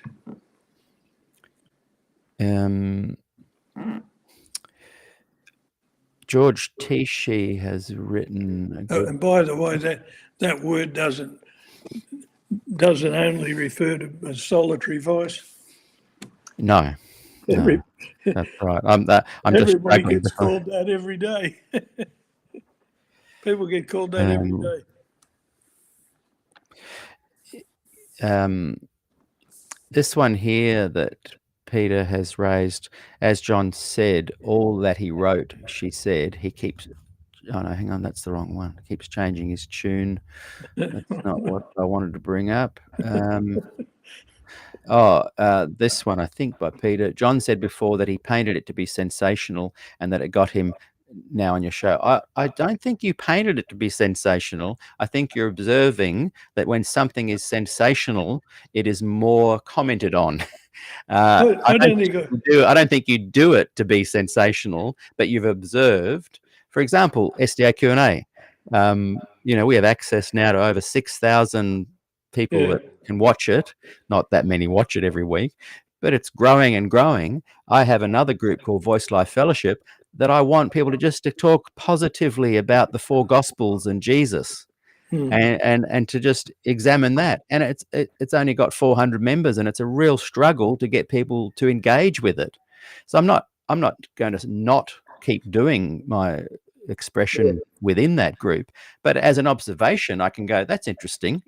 SDAQ&A stimulates lots of conversation and gets lots of views, and it's a bit more of a dissident kind of stirring the pot sensationalist framework, but we're just observing that. It's not being done to create that.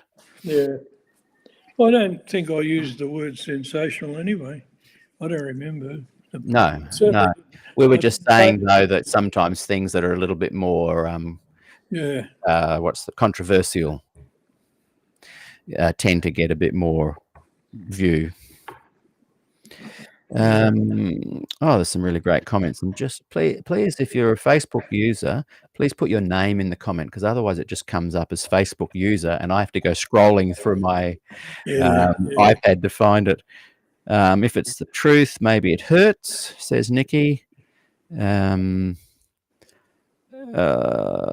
Distasteful is a church duping its members with lies. Yeah, that's probably more distasteful. Duping millions of people with lies and cover-ups. Nikki has written, it's things PTSD are made of. Let me just bring that up. And look, I think too, this is a special conversation we're having. This is not something that you and I, this is something we're offering as a special conversation on these topics, exploring some of these nuanced and often, controversial topics and issues. It's not something that I think artists can really enjoy engaging with all the time, but I think it's a really important conversation. So I'm thanking you so much for being a part of it. Nikki has written, it's things PTSD are made of. It's traumatic. It's a trauma that needs healing. Realizing Ellen is not a prophet may take tears or years of therapy. It is spiritual abuse at its heart. Sadly, it's a legacy, not an intention. And that's why these feelings are quite intense. Peter Mashenko's feelings are intense. Nikki's there, intense. We're talking about PTSD. And I'm just bringing up, Shelley has written, Nikki, I agree. There are gaping wounds that haven't been addressed seriously in public discourse. It's a collective trauma that's been swept under the rug. And look, no matter what's happened today and in the discussion of your painting, isn't it great that we're talking about it? I think that's brilliant.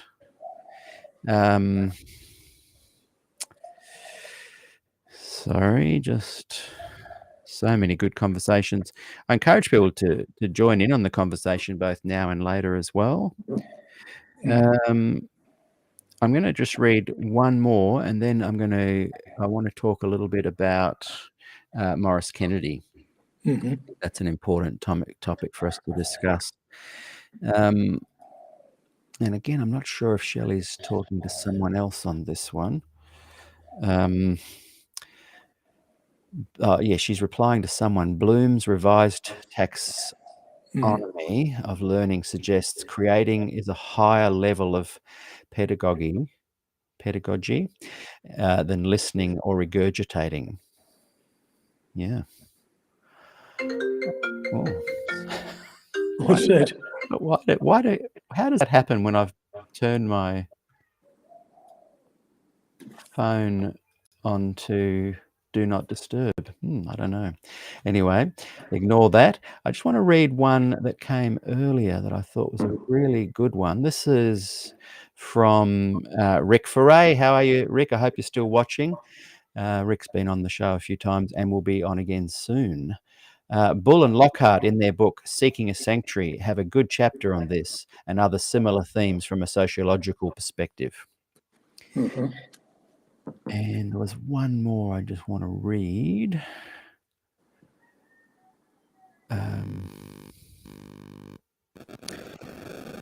Here we go. This is, I think it was, let me just scroll back and double check. Shouldn't have pauses in, Philip Curry wrote this. There is a good business book titled Sacred Cows Make the Best Burgers. This is well understood in most good business leaders. It stimulates a culture of asking questions and challenging the status quo.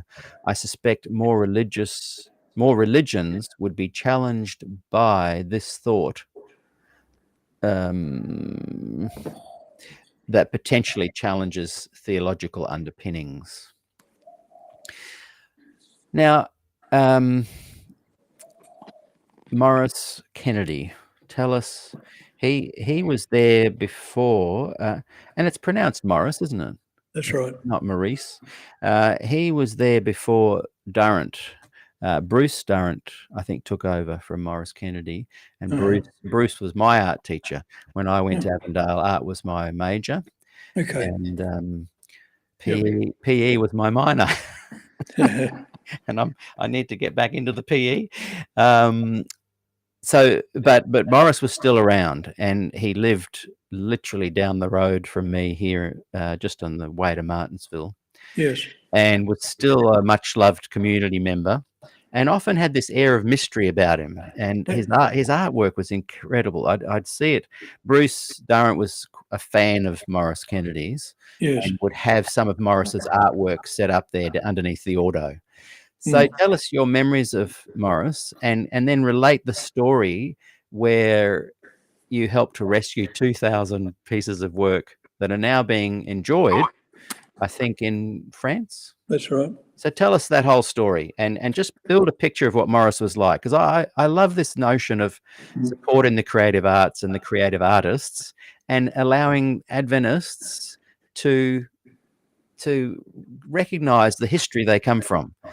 You know, we Adventists are good at uplifting the ministers and the pastors and the history, and they all know everyone from Pearson to Ford to Wilson, but the artists are often forgotten. And so share with me this story about Morris Kennedy. Well, it's very complex, but Avondale viewed Morrie as he told me, they basically viewed him as somebody who could teach ministers how to paint charts, theological charts. But Morrie had a life to himself of his own art, and he was known out in the art world, in the Sydney modern arts world, you know. His work was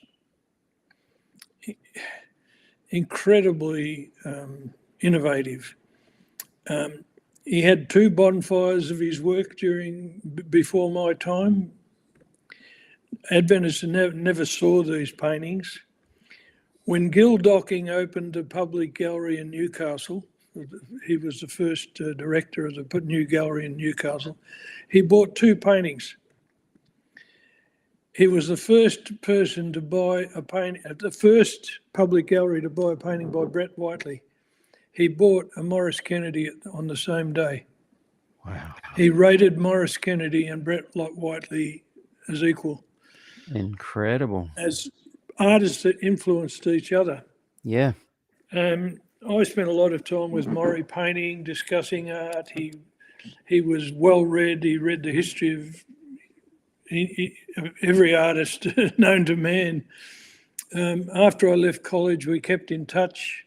We'd meet up and paint. I'd encourage him to write. I'd encourage him to paint large format paintings. In fact, I encouraged him to enter the Archibald to do a painting, entered the Archibald, and I took it down to the Archibald, and it was rejected. This was the year that Whiteley won the Archibald, so Morrie was incredibly disappointed. Anyway, over the years, I would visit him in his studio, and he had paintings wrapped in sheets that even he wouldn't even show me. Over many, many years, I was busting to get and see this work. Like I'm talking, you know, hundreds of paintings, not just 1 or 2. And as I told you, he came up to New Guinea and we painted together. Anyway, to cut a long story short, toward the end of, it was the year that Gabe Reno was killed in a motorcycle accident. Mm-hmm. We went to Gabe's funeral. I was there too. And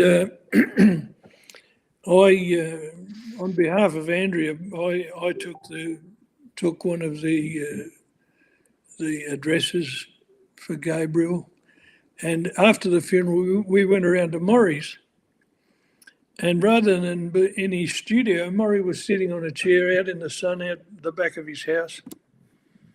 And he no longer had his art studio. It was now his wife's solicitor's studio. And I said to Murray, "Where's all your paintings, my friend?" He was nearly blind. One of his glasses was covered in tape. He said, "Oh, it's in the chook house." And I prized open the door of the chook house. It was a dirt floor with wire on the front, and it was stacked on bricks from all the way to the top with paintings. And I could see cobwebs over them all. Some were black. And I just went into shock. And I said to Murray, "We've got to preserve these, my friend. We've got to get these out of here." So we had a meeting with his wife, and we actually bought the entire collection, sight unseen. I never saw one painting. And we had carriers come and deliver to my studio down in Bateman's Bay. And it turned out we had over 2,000 paintings and drawings and sketches and preparatory drawings for his major pieces. And we at this stage had an art gallery down there as well. And I put on a solo exhibition of Murray's work down there. He came down. It was a wonderful experience. But then, and also I encouraged Murray to write a book, which is still unpublished, but an incredible book. I just love it. And anyway, the years went by, and what am I going to do with this collection? I want to keep it in the collection. It was my belief that this collection would make Sidney Nolan's paintings move to one side one day. It was clear that Whiteley had been influenced by Murray, both by the date on Murray's paintings. You'll know that swirly line that Whiteley put in toward the end of the 1970s. Murray was doing that swirly line in the 1940s. Whoa! Right through. Did they know each other? Oh, yes. Whiteley obviously had seen Murray's work. Yeah, well, Murray, exhibited in this. He got highly commended in the Sydney Contemporary Art show one year, which was judged by Lloyd Rees. And Lloyd Rees, of course, attended with Whiteley. I could go into the artistic relationship between those two. I've got paintings by Murray that he exhibited in Sydney this year, and then the next year. This idea, you'll see in the Whiteley painting of himself with his face in a mirror. Yes. Kennedy was painting that for 10 years before that. Oh, wow. His face in a mirror. Anyway, we decided we'd take his work to France when we renovated an 800-year-old structure over there, a 5-story structure, and I exhibited Kennedy's work over there, Murray's work. Oh, it's just absolutely magnificent. And I had this woman come to the exhibition. She had a PhD. She was a lecturer at the Sorbonne. She was a judge of the Biennale. And she sat in front of Kennedy's work and she said to me, "This belongs in the Louvre." Wow. She said, "Do you mind if I come here each time I come to Cord for a holiday?" She said, "Do you mind if I come and don't pay the entry fee, come and sit and look at Kennedy's work?" I'll show you the painting. Yes, please. Hey, Shelley, if you're still watching, I've just had an idea. Send me a message. This was the painting. She would sit in front of this every time she came for about 8 years. And she said, wow. It's not a big painting. Oh, that's amazing. She said to me, "That painting belongs in the Louvre." And, it's amazing. Wow. What I thought, but here were people over there in France who, whose opinions you really valued. They were qualified. Yes. Anyway, we get on down to 2019 or 20 or whenever, when we've got to come back. We've been over there for 8-9 years, and we were chased out by COVID. I thought, what on earth, what would Murray want me to do with these paintings? Interestingly, the Mildura Regional Gallery is built over. Maury's father was a blacksmith, and the Mildura Regional Gallery is built on top of Maury's blacksmith shop. It's part of the gallery. That's where Maury first started his painting. He used to do illustrations for the Sunraysia Daily. I thought, oh, will the Mildura Art Gallery be interested? Then I thought of Newcastle, where they had some of Maury's work along with Whiteley. Then I thought, well, maybe. Then I learned that the college, Avondale College, had been given $2.5 million to convert the factory, the old factory, into an art gallery and museum. So I made contact. I said to them, you know, it's not for me, but maybe Maury would like to see his work in this facility, you know. And I said, what an incredible advancement for this place, this institution that wants to become a university. I mean,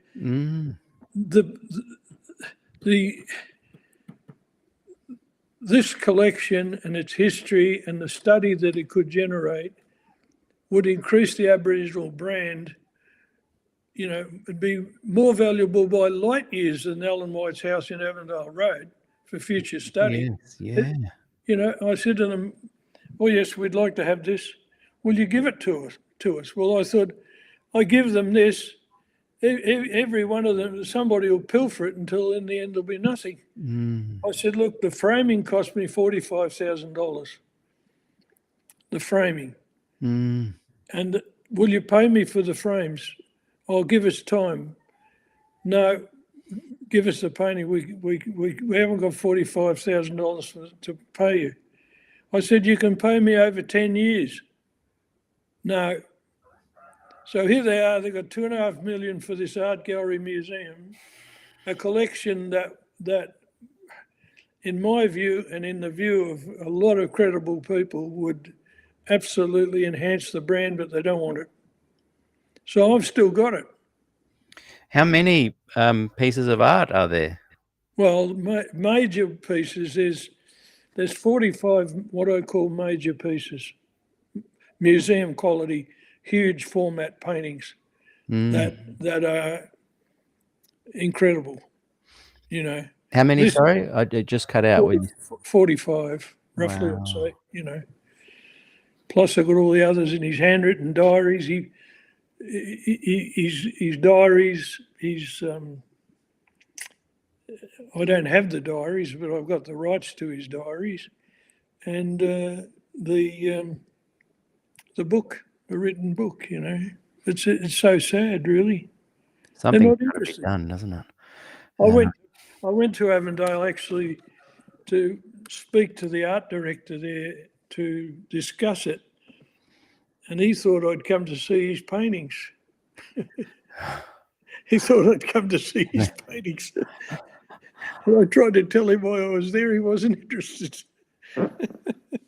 And the other thing I should point out, Peter, nobody has seen, until I took these to France, nobody in Australia has seen these works. No evidence has seen them. I'm in shock. I've got goosebumps of shock going on here. Nobody in Australia has seen them. Shelley has just asked twice, so she's keen as well. How do we see more of Maurice Kennedy's work?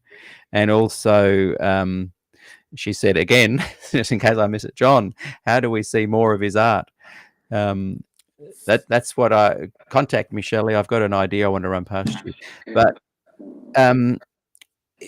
it's sad. Like I before I started SDAQ&A early in the mid-90s, I remember saying to someone, "Oh, you know, I really enjoyed Bob Wolfgram's music when I was a teenager, and loved All My Friends Are Sinners." And he and Lowell Tarling had a connection a bit there with Brett Whiteley, and I'm sure with Maurice Kennedy too. And the people I spoke to, so this would have been the early 90s, and I'm talking about music that influenced me in the late 70s, early 80s. So not that much of a difference, 10, 15 years later. Yes. They had no idea who I was talking about. Someone's just written here, let's see who it is. It'll pop up in a second, I think. They've written, Peter Dixon, you could do an entire series on the topics covered in each of the chapters of this amazing, fascinating and revealing books there. So where I'm going is that in the mid-90s, I set up a kind of a newsletter called Tempo. I can't remember what it was called, but something along those lines. And my goal was to create a newsletter that gave Adventists a sense of history with the arts. And I did some interviews with, I think I did one with Bob Wolfgram, and we'd had, all sorts of ideas that were starting to percolate. But it was so expensive. Like, it cost me every time like $500 just to produce a number of these and post them out back in the day, putting stamps on these things. Anyway, when social media came along and I started SDAQ&A, my first focus was, SDAQ&A can be this platform where we talk to artists and creatives and create a sense of history. We create a sense of interest for the current artists within the church, and we can move it forward and provide a platform for upcoming artists and all types of artists. And I sat down with Leighton Heiss. I don't know if you know Lyle Heiss, his son, and Lyle, very talented musicians. And we began writing a list. And when we got to about 250 names of creative Adventists, we said, okay, well, that's a good start. And then when I started SDAQ&A, my very first interview was with, I've got a mental blank who it was with. It'll come to me. But we raised at least another 100 names and began talking about it. But this is a long rambling thing to say. There are lots of creatives within Adventism, and your story about Morris Kennedy has made me just feel sad that the Adventist Church does not, as a system, systematically support the arts, the artists. No. Someone like Morris Kennedy, how many other Morris Kennedys are out there in the Adventist world who are just go to their grave never being heard? Well, you've heard, I'm sure you know of I've just forgotten the name at the moment of that Adventist member who was an impressionist painter before Murray's time, who went over to Europe and painted with Van Gogh and the rest of them. And his work is in the major galleries in Australia now. He was an SDA. The church doesn't even know he existed. Yeah. Yeah. So I think something needs to be done about that, and hopefully, the stimulated my enthusiasm to start a little subgroup that does. It's a worry for me because I'm not getting any younger. Well, how can people see this work now? Like, maybe we can raise 45,000-50,000 for the frames, and I've got a little shop in Toronto, New South Wales, not Canada, where we could house them and show them and turn it into a little bit of an art gallery. You certainly wouldn't raise the money and give it to them. They have to. We need true believers, Peter. You know, with everything, you can have people saying, "Oh, that's a beautiful painting," or "That's a great idea," but you need true believers who have got finance, who can back it up and can make it happen. You know, I don't have it. You know, I've got the collection. Yeah, well, you've got the collection. I've got the art gallery space by the Lake Macquarie, next to cafes, beautiful location. Let's see if we can get some wealthy Adventist donors who capture the vision of keeping people like Murray's artwork alive. I'm convinced. I was on my own but I'm no longer on my own because I've had people in France just inspired by this work. And you know, I'll just say something here, Peter. Picasso came along with the idea that perspective is a fraud, that there's more than one viewpoint, and he put it onto a canvas, right? Kennedy has come along and said, this is the key to his work. It's not just perspective is a fraud, but the painting the one idiom is a fraud, time is a fraud. So Murray has miraculously attempted to put on one canvas all idioms at once and history. There's no such thing as time. You look at his painting and it covers history. It's an amazing step, and I think the world is yet to see it and recognise it. That's my view. Yeah, I agree with you. I mean, look at this little painting here. This guy, you can see that he painted a still life first, and 30 years later he's overpainted it with these three spiritual images. I know what they mean. I know. And he's done this time and time again with his work. He's gone over and over work from 30, 40 years ago. I got paintings that he did in 1930. And this one, I know what it's about. He's told me, and he's written it down. And it's amazing. But it's beautiful little painting. Yeah.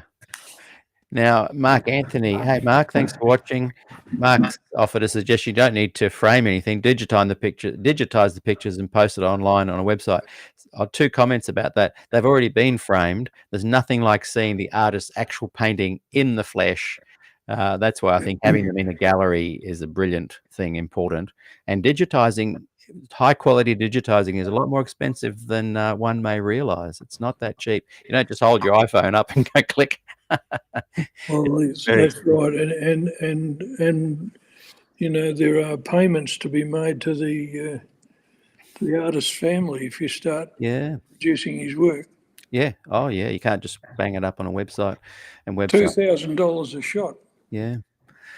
Well, we'll maybe have some discussion after. I've definitely got a location, beautiful location, building. How many square? 8 meters by 8 meters. It's already got all the walls are made in such a way that you can put up the hooks to frame things on. The people who had it before I bought it had heaps of artwork and shelving and whatnot.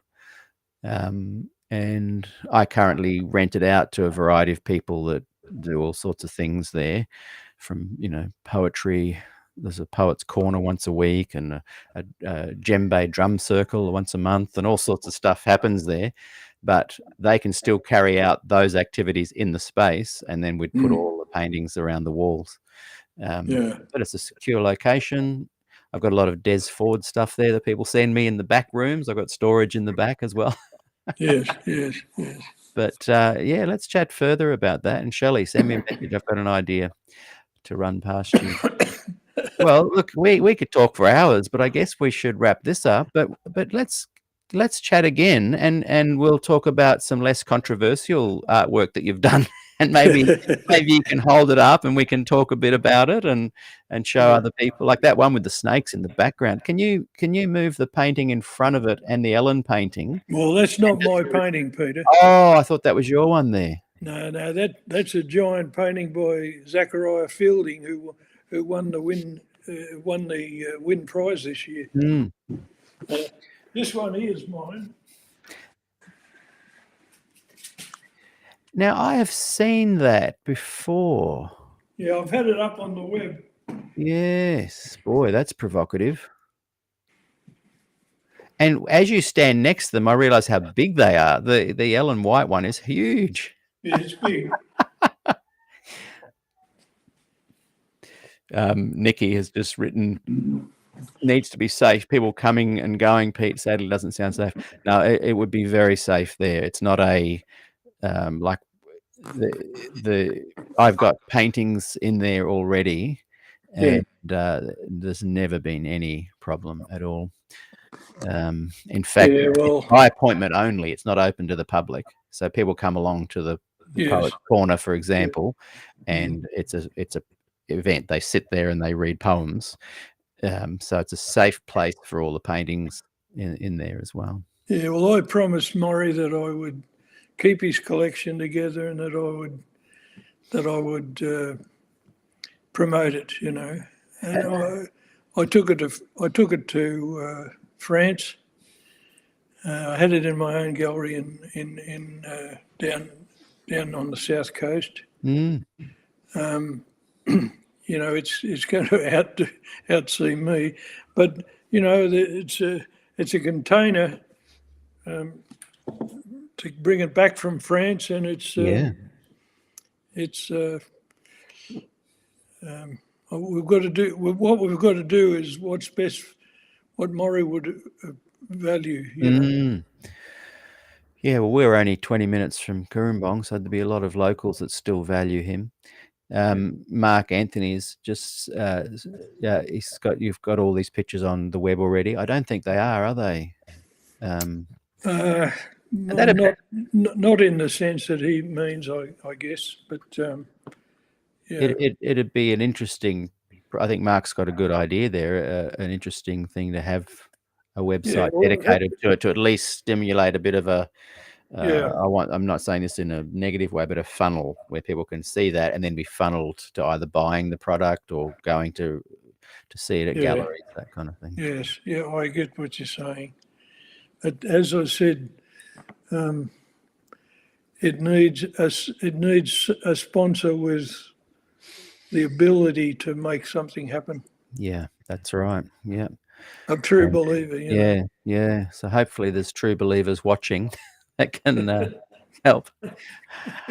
Yeah, well, look, we might wrap it up for today, but would love to have you back on the program to chat creative things and ideas. And I hope we've put into perspective a little better the controversial piece of work you've done, because we're seeing a broader picture of who you are as a person and as a creative, and you've contributed, to the Adventist community profoundly.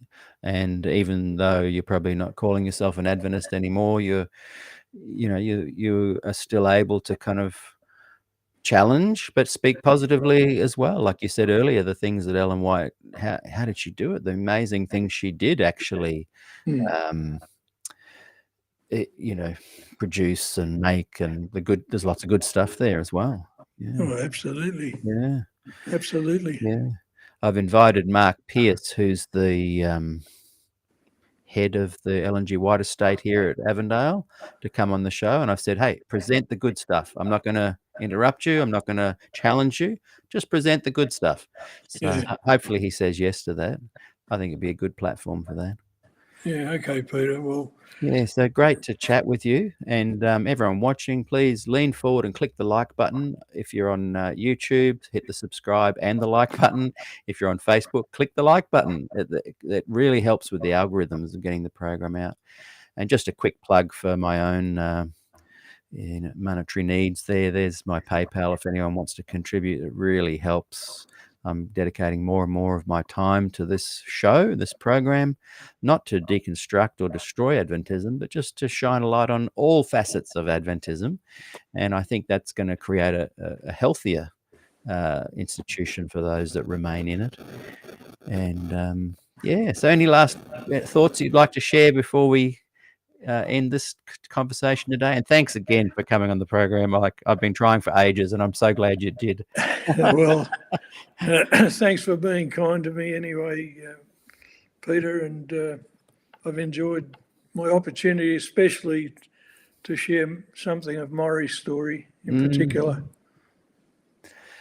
Shelley has just written again, put them online, John. They have to be seen by people. I have I've had them all online. Before, No, that's good. So we'll talk more about how people can access that, and I'll let people in the community know as well.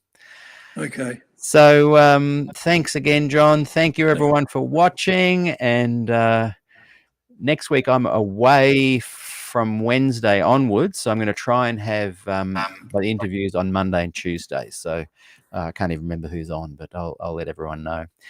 Thank you again, and until we meet again, John, we'll see you later. Keep up the great creative work. Thanks, Peter. All the best.